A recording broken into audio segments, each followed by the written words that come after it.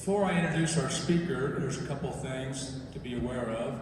Number one, there will be a Q&A after this, and there will be some books you can buy from the speaker this evening. And those, it's first come, first served.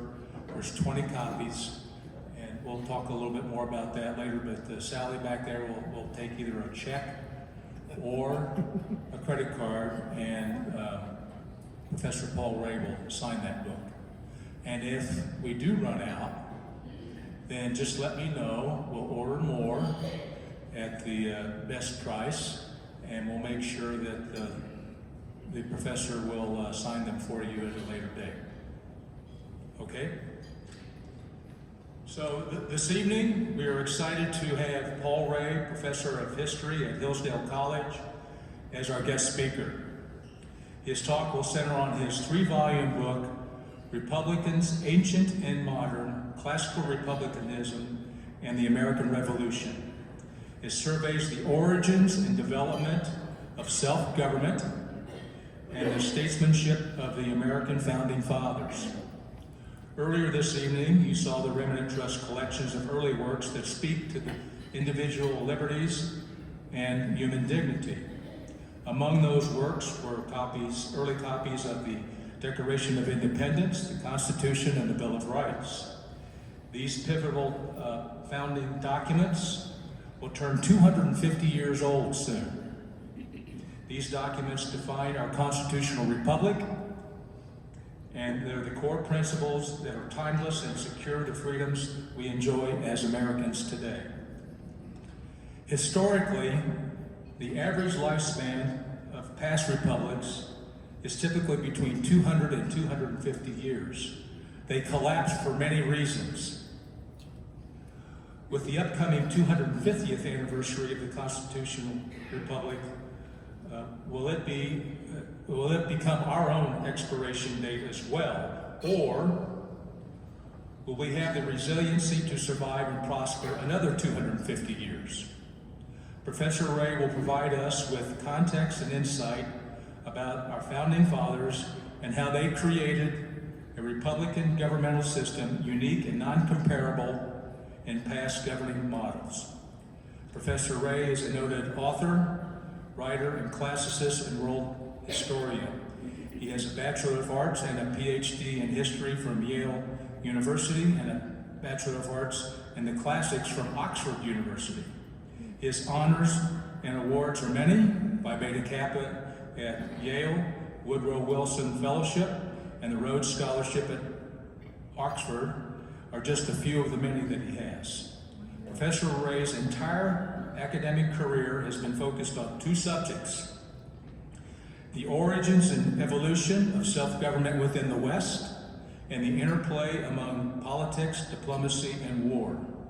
So, what did our founding fathers do different to create the greatest democratic republic in world history? And what do we need to do for it to prosper in the next 250 years? Professor Rahe will weigh in on that question and much more this evening. Please give a warm welcome to Professor Paul Rahe.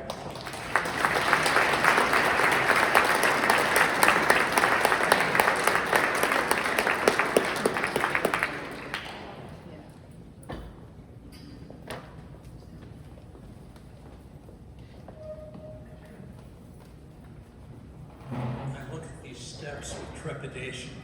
The focus of what I'm going to talk about is the relationship between American republicanism and classical republicanism, by which I mean the republicanism of Greece and Rome. Is there anyone here from Chicago who hails from Chicago? My condolences. But I'm going to start in Chicago. One of the wonderful things that used to be true of Chicago is that there were newspapers with columnists who focused their columns on Chicago itself. And they were often immigrants. And they wrote dialogues between immigrant characters. And very often, these were tolerably recent arrivals in Chicago. And they lived on Halsted Street, where generation after generation of immigrants have lived. Halsted Street was once Greek. The last time I was there, which was a while ago, there were loads of Greek restaurants sort of left behind by Greek Americans who had moved out to the suburbs. But I want to take you back before the Greeks. I want to take you back to the 19th century, when a figure named Finley Peter Dunn wrote a column in various different Chicago newspapers. And I want to quote to you what he had to say in a dialogue between his character, Mr. Dooley, and Mr. Dooley's friend, Hennessy. "I know history isn't through, Hennessy, because it ain't like what I see every day in Halsted Street. If anyone comes along with the history of Greece or Rome, it'll show me the people fighting, getting drunk, making love, getting married, owing the grocery man and being without hard coal. I believe there was a Greece or Rome, but not before. Historians is like doctors. They're always looking for symptoms. Those of them that writes about their own times, examines the tongue and feels the pulse, and makes a wrong diagnosis. The other kind of history is a post-mortem examination. It tells you what a country died of, but I'd like to know what it lived of." Now, what I like about this particular passage is it presumes that what a country lives of, all countries, can be summed up with the people fighting, getting drunk, making love, getting married, owing the grocery man, and being without hard coal. And if you think about that description, it's a description of social relations, and its real focus is on the household. People getting married, owing the grocery man, and being without hard coal. For Finley Peter Dunn's Mr. Dooley, the center of life is the private world. Now, the ancient Greeks had a word for that world. It was oikos. It meant household, but it included everything that involves households and all the relationships of the households.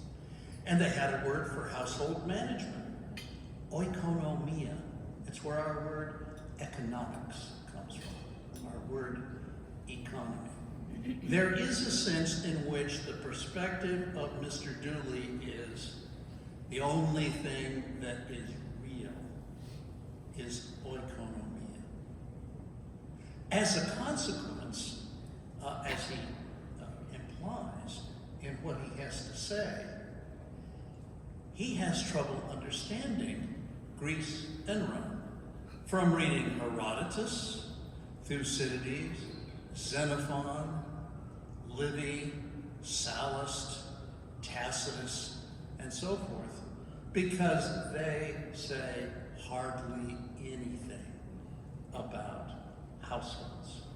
They say next to nothing about the people fighting, getting drunk, making love, getting married, owing the grocery man, and being without hard coal. What they talk about is something else. And I want to turn to that and to its centrality. With regard to oikonomia, household management, the main aim of the ancient Greeks was to outsource it, so you didn't have to do it yourself. What that meant, one of the implications was an embrace of slavery. You have others who take care of those things for you. So, for example, in the 7th century BC, a writer on Crete named Hebraeus wrote, "In my great spear and my sword lies my wealth, and in my fine shield a screen for the body. With these I plow, with these I reap, and with these I trample out sweet wine from the vine. For it is with these that I am called the master of churls. And those who dare not prepare the spear and the sword and the fine shield, the screen for the body, all fall down, grasping my knee, calling me master and great king. Now you might ask, okay, they want to not have to deal with household matters. They want to profit from other people taking care of those things for them. What do they want to do with their time? We have another passage from the 6th century from a poet named Alcaeus, who lived on the island of Lesbos, just off the Asia Minor coast. What a wretch I am, condemned by fate to live the life of a country boor. I yearn, Agesilaus, to hear the herald summon the assembly and the council. These things, which my father and my father's father grew old possessing among the citizens who do each other harm, from these I am cast out, an exile on the frontiers.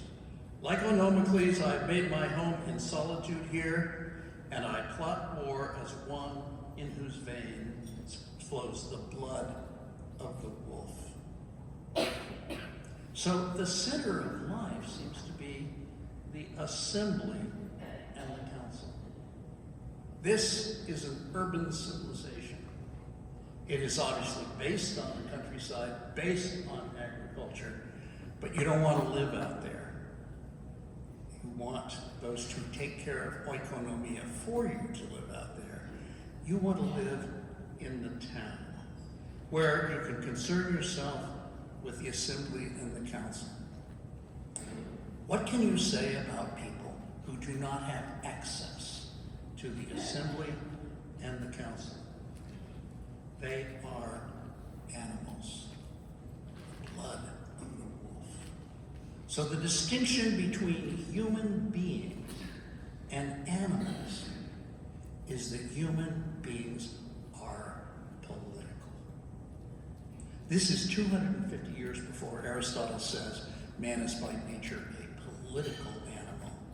The center of life is the assembly and the council. That's what you want leisure for.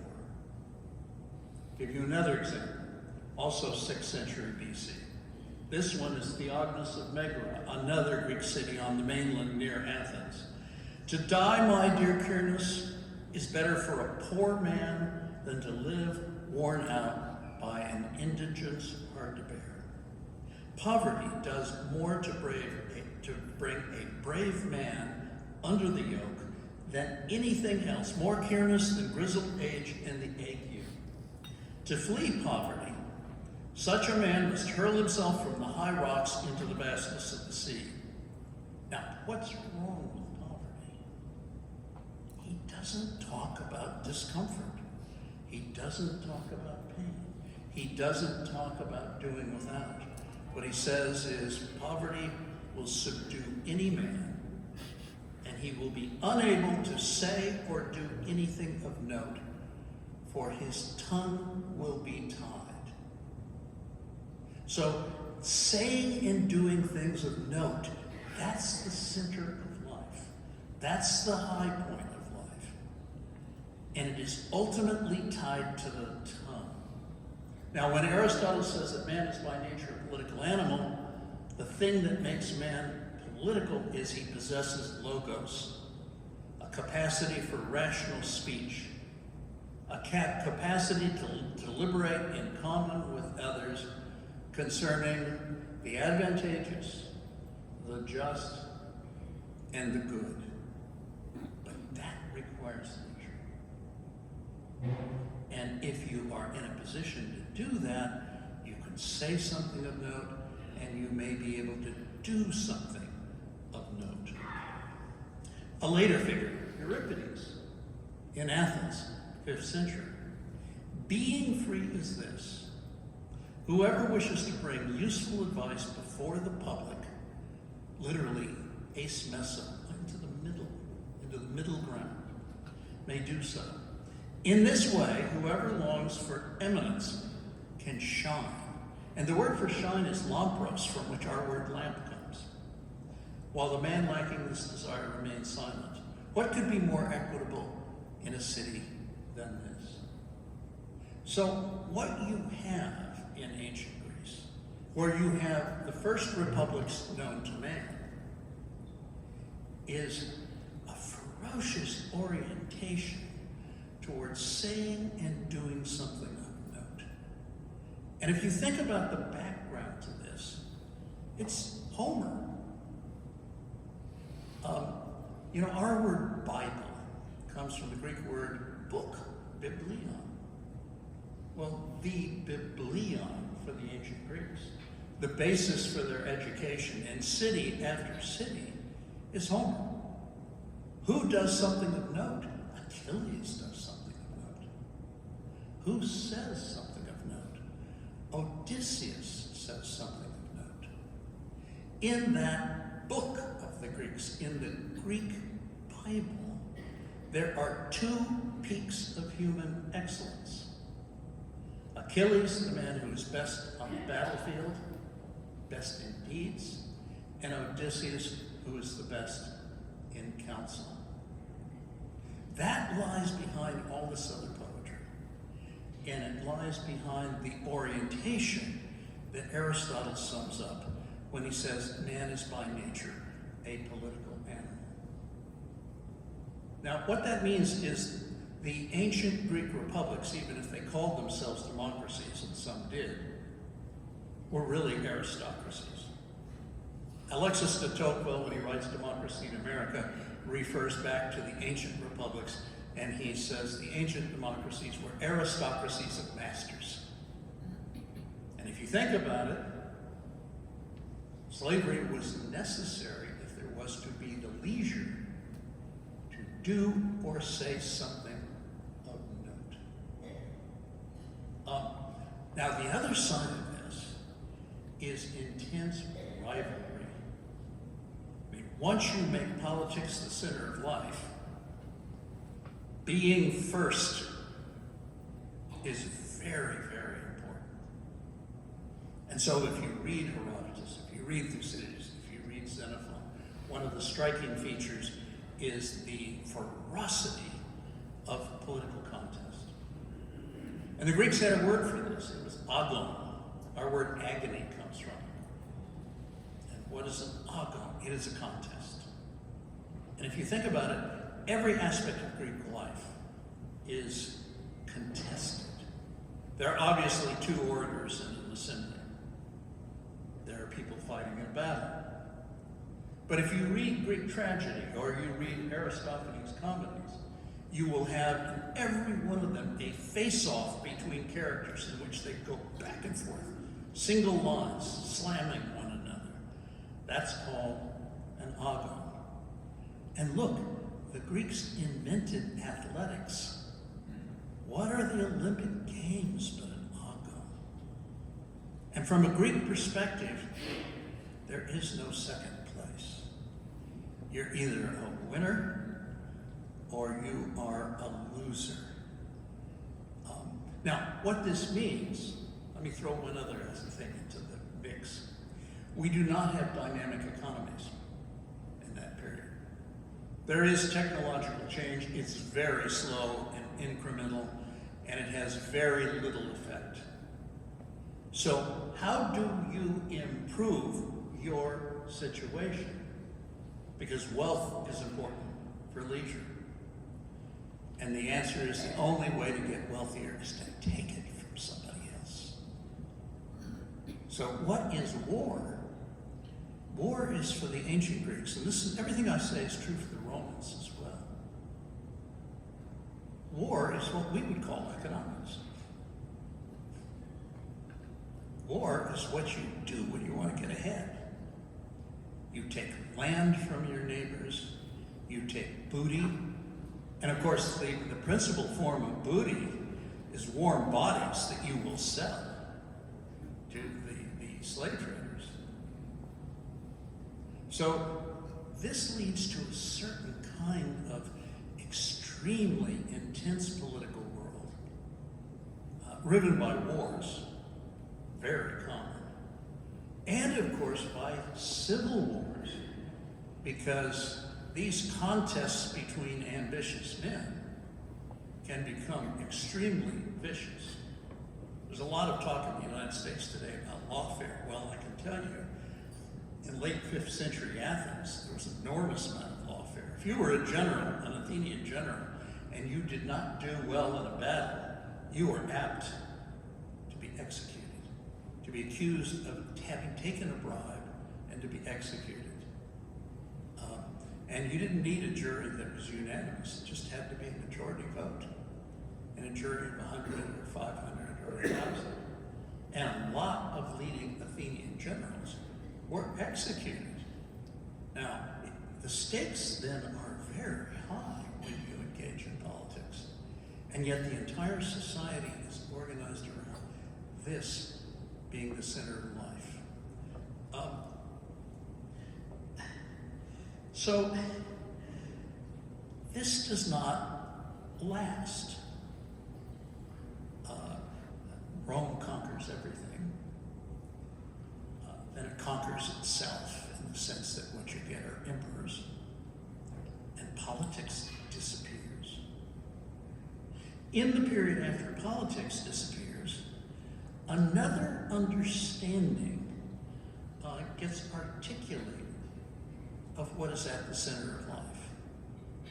And that understanding is that it is not the city of man that we should be primarily concerned with. It is the city of God. I'm using the language of St. Augustine. But it's clear enough in the New Testament. In the New Testament, there's a theme of turning the other cheek. Well, if you turned the other cheek in pagan Greece, somebody would swat it, but good. You're asking for it. The other thing is this new understanding is an understanding in which all human beings are by nature equal.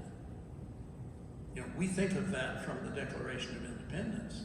You will find it in the Church Fathers, in Lactantius and in Augustine. And they look back to St. Paul. In Christ there is no man, no woman, no slave, no free, no Jew, no Greek. All of the distinctions on which ancient society was based between Jews and Greeks, men and women, and slaves and free, are irrelevant to God. So there is a kind of fundamental human equality that comes with Christianity.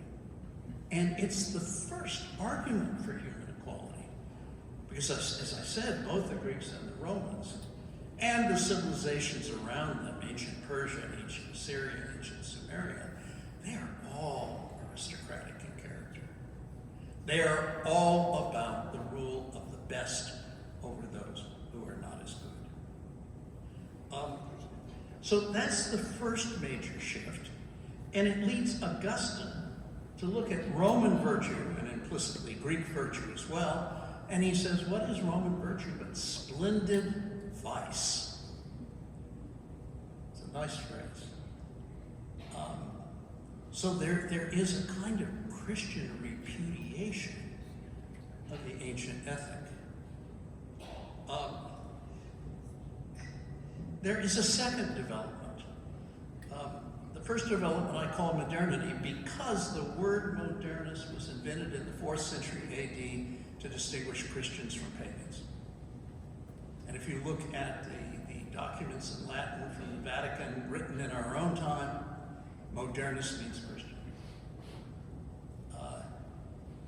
So I will use another word, postmodernity. Postmodernity reflects the emergence of what I might call humanitarianism. Putting human beings at the center of things and putting this life at the center of things. It begins with Sir Francis Bacon and with his call for the conquest of nature and coming to the relief of man's estate.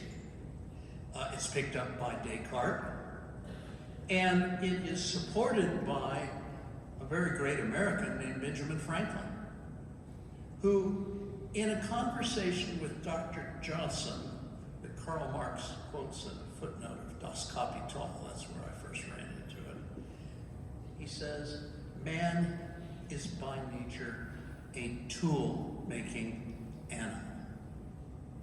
Think about that.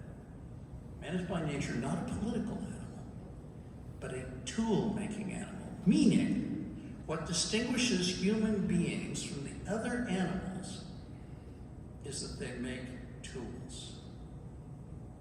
What this does is it puts the artisan at the highest point. And it leads on to the application of logos, I'm talking about the Greek word meaning rational speech or reason, to techne, and techne are the arts, not the arts in the sense of fancy painting, but the arts in the sense of what artisans do. You know, prior to the 19th century, a figure like Michelangelo was looked on as an artisan. There was no distinction between art and what artisans did. The guy who does carpentry in your house is as much of an artist as Michelangelo from this perspective. It's only recently that we sort of separated art out as something separate from the activities of artisans. What this means is there's the imagination of a society that would put the conquest of nature at the center. And therefore the ultimate artisan, the engineer, and the scientist would be the peak. Not the saint and martyr of the Christians, nor a figure like Odysseus who could speak, nor a figure like Achilles who is brave on the battlefield, but the person of ingenuity who applies that ingenuity to artisanship and secures the conquest of nature. Now, why am I mentioning all of this? Well, if you look at the United States Constitution, one of its distinctive features is the patent clause. I'm teaching the Constitutional Convention right now to 5 graduate students and 5 undergraduates. And one of the striking features of the American Constitutional Convention is the patent clause is thrown in. Not a single person objects to it. There are debates between the Federalists and the Anti-Federalists. Not a single person objects to the patent clause. And yet the patent clause is extraordinarily revolutionary because it creates a new form of property in ideas. Now, there had been a patent practice and even eventually a law in England. And the great proponent and defender of the issuing of patents by Queen Elizabeth was none other than Sir Francis Bacon. But the Americans go much further than that. They take what was an English practice and a uniquely English practice, and they put it in their constitution. It becomes a constitutional matter. Part of what constitutes the America fashioned by the founding fathers is technology and the protection and the marriage of commerce and science that is affected by the patent clause. That is to say, he who or she who applies logos to techne and achieves an improvement has a piece of property for a limited period of time and can profit from it. So there's a lot of difference between the Americans and the ancient Greeks and Romans. And you can see it in the reaction of people in the founding era to certain aspects of ancient Greece. So for example, Thomas Paine, the author of Common Sense, denounced the Iliad as a book of false glory, tending to inspire immoral and mischievous notions of honor. He has in mind that aristocracy that's implicit in the agon, in the contest. The architect Benjamin Latrobe, though best remembered now for pioneering the Greek revival, he shared Paine's opinion Homer's epic, he told a friend, poisons the mind of young men and fills them with a rage for military murder and glory. The poet Joel Barlow held a view even more extreme. In the preface to his American epic, The Columbiad, he traced the fatal policy of states and the miseries and degradations of social man in large part to the false notions of honor inspired by the works of Homer. In his opinion, the survival of his great predecessor's works was one of the single misfortunes of mankind. It would have been better if the Iliad and the Odyssey had not survived. In 1789, Benjamin Rush, a signer of the Declaration of Independence, launched a campaign to banish the study of classical languages from the curricula of American schools and colleges. He thought such pursuits a waste of time, and he linked the love of war, royalty, and titles with the love of Latin and Greek. These languages, he averred, consume the flower of human life, and by enabling us to read agreeable histories of ancient crimes, often lead us to imitate or tolerate them. 2 decades later, his views were unchanged. Were every Greek and every Latin book, the New Testament accepted, consumed in a bonfire, the world would be the wiser and the better for it, he thundered. Delenda est lingua romana should be the voice of reason and liberty and humanity in every part of the world. In December 1819, Thomas Jefferson wrote to John Adams that the letters of Cicero, which he was then rereading in the original Latin, breathed the purest effusions of an exalted patriot, while the parricide, Caesar, is left in odious contrast. But he felt compelled to add a disclaimer, lest his correspondent mistake his attitude. When the enthusiasm kindled by Cicero's pen and principles subsided into cool reflection, Jefferson remarked, I asked myself, what was that government which the virtues of Cicero were so zealous to restore, and the ambition of Caesar to subvert? And if Caesar had been as virtuous as he was daring and sagacious, what could he, even in the plenitude of his usurped power, have done to lead his fellow citizens into good government? I do not say to restore it to good government, because they never had it, from the rape of the Sabines to the ravages of the Caesars. If the people indeed had been like themselves, like ourselves, if the people indeed had been like ourselves, enlightened, peaceable, and really free, the answer would be obvious. Restore independence to all your foreign conquests, relieve Italy from the government of the rabble of Rome, consult it as a nation entitled to self-government, and do its will. For the Romans, such a reform would have been inconceivable, and he knew that. The whole nation was steeped in corruption, vice, and venality, he wrote, and there was nothing that great and virtuous men like Cicero, Cato, and Brutus could have done had it been referred to them to establish a good government for their country. The truth is that the opponents of Caesar had no idea of government themselves.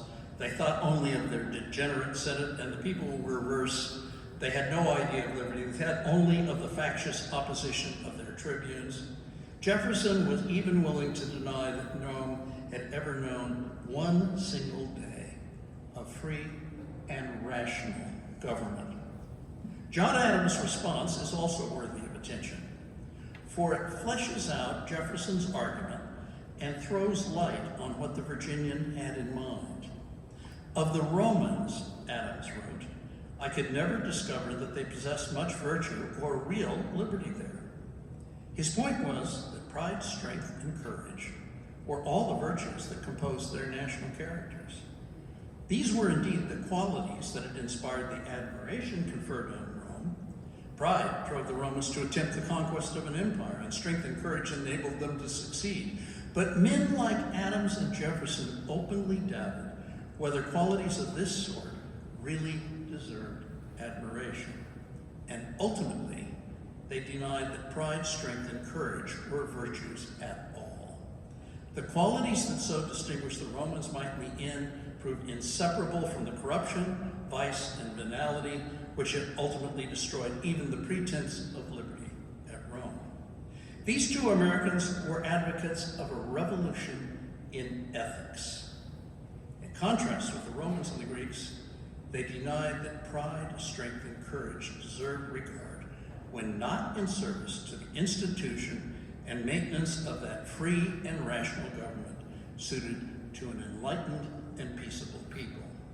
Jefferson spoke for all or nearly all of his compatriots when he wrote that the establishment of another Roman Empire, spreading vassalage and depravity over the face of the globe, is not, I hope, within the purpose of heaven. Now, at this point, it would be tempting to bring this discussion to a close, but to do so would be to provide a one-sided account of antiquity's influence on American republicanism. For the judgment reached by John Adams and Thomas Jefferson in December 1819 is hard to reconcile with what each had to say on another, more telling occasion. In 1775, on the eve of the Declaration of Independence, and Adams was one of the co-authors of that declaration, he insisted that the revolution principles embraced by his compatriots were the principles of Aristotle and Plato, of Livy and Caesar, and Sidney, Harrington, and Locke.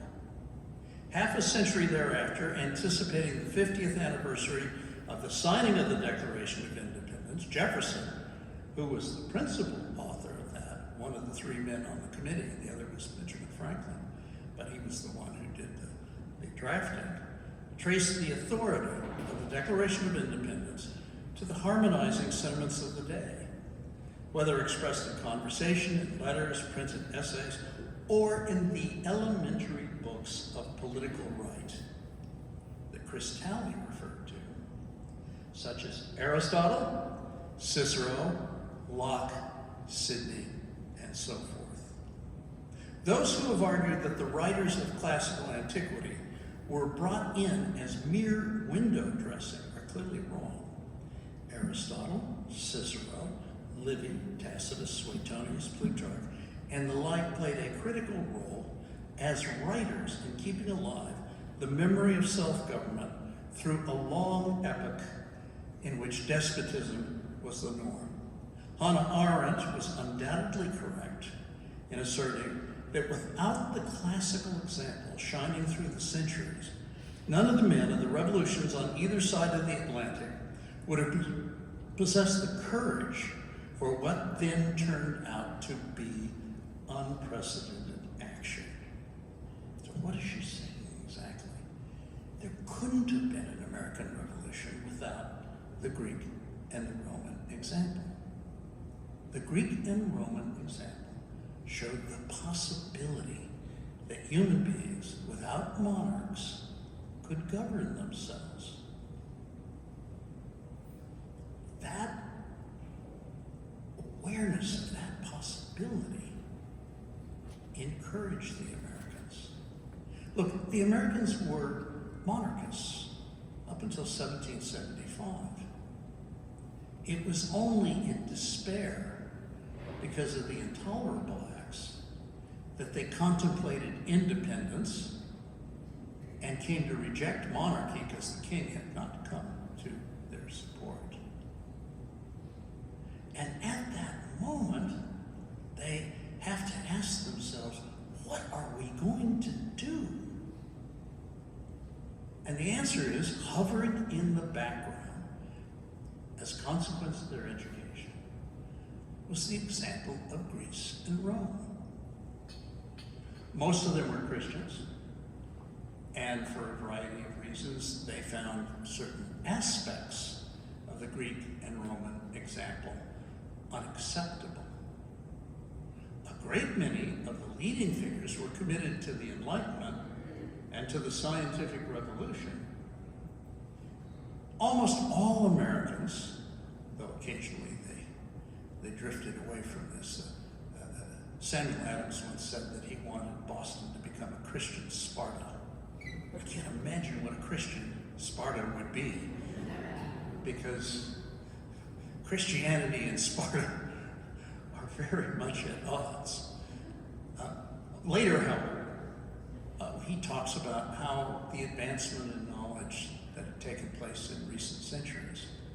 And he indicated that one of the crucial elements in all of this was that the American people were commercial in character.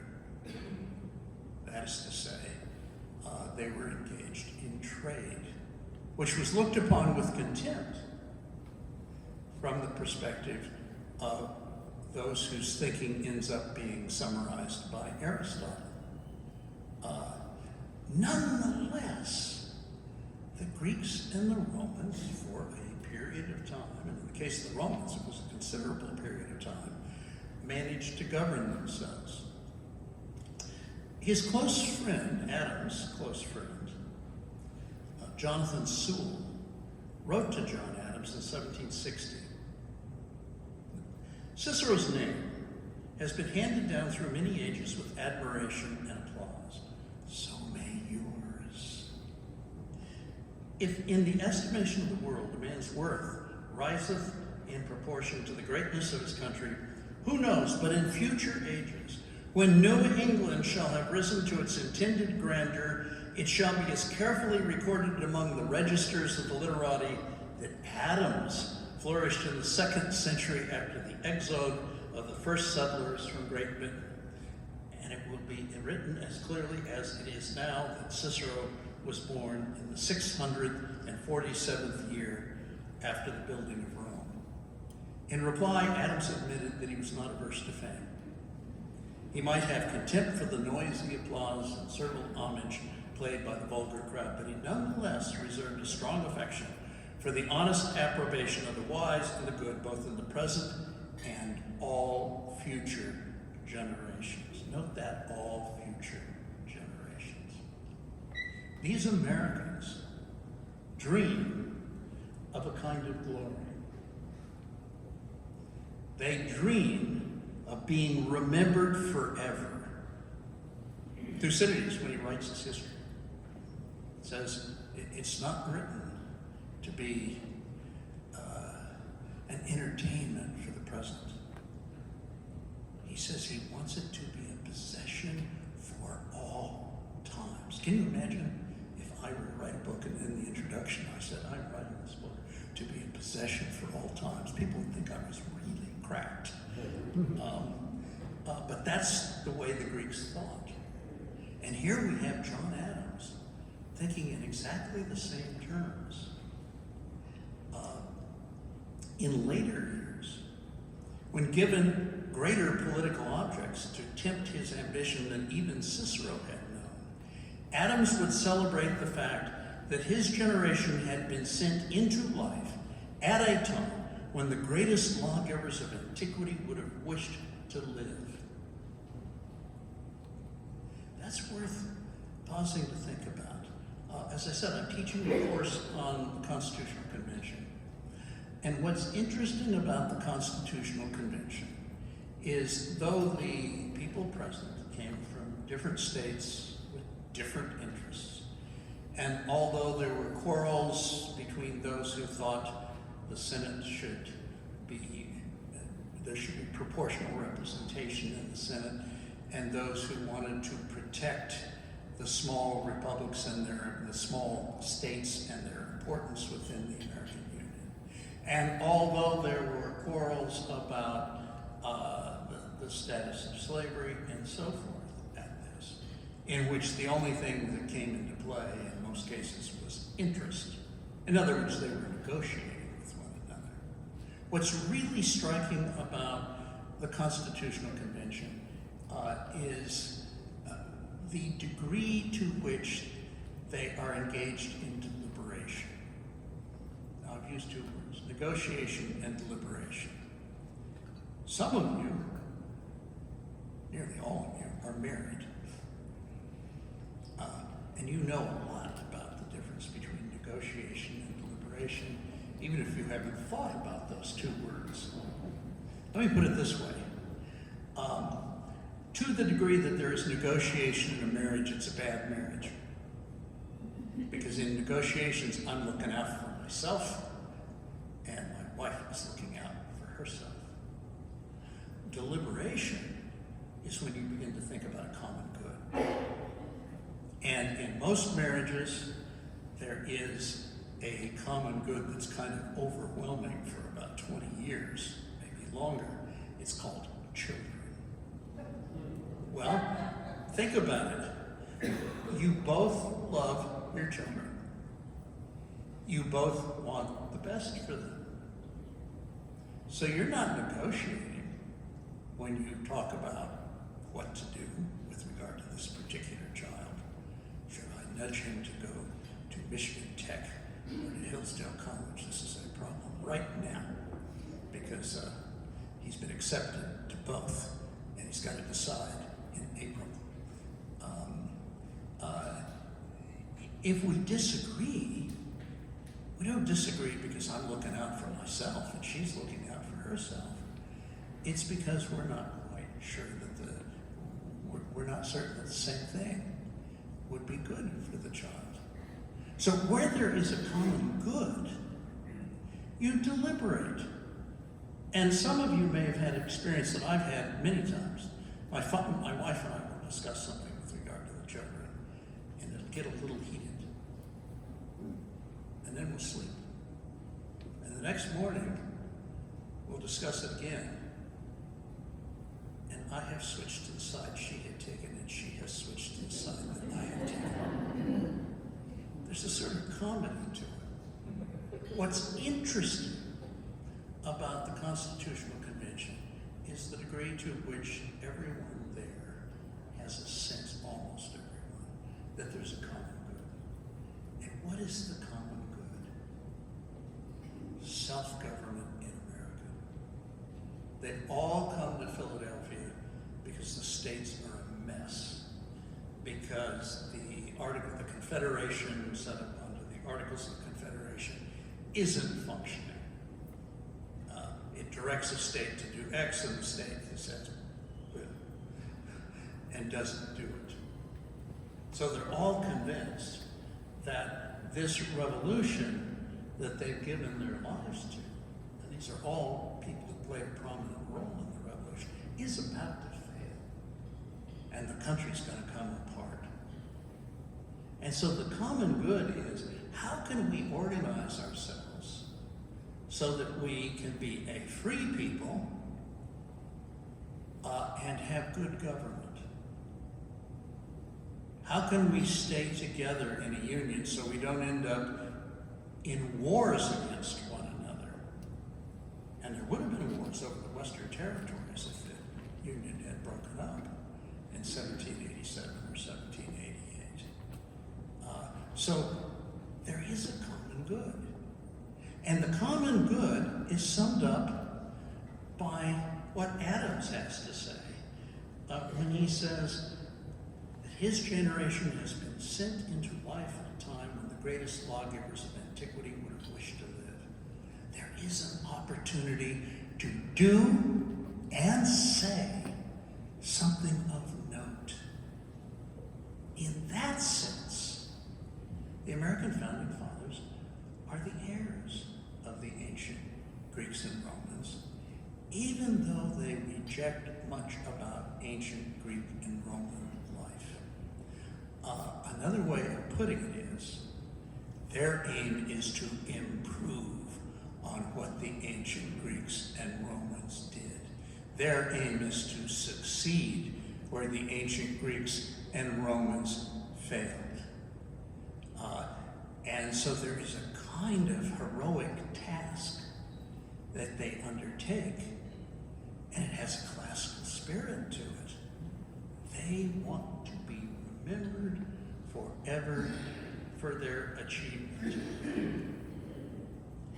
When they confronted genuine classical republicans, those of Greece and the American founders were profoundly ambivalent. They admired their predecessors' commitment to self-government, They envied the renown they had won, and in establishing a republic, they sought to emulate and improve upon their example.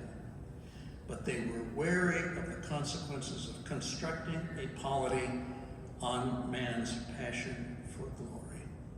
And so they played down the profound debt which they owed the ancients, who exemplified both in their lives and in their taking leave of it the adage of Patrick Henry.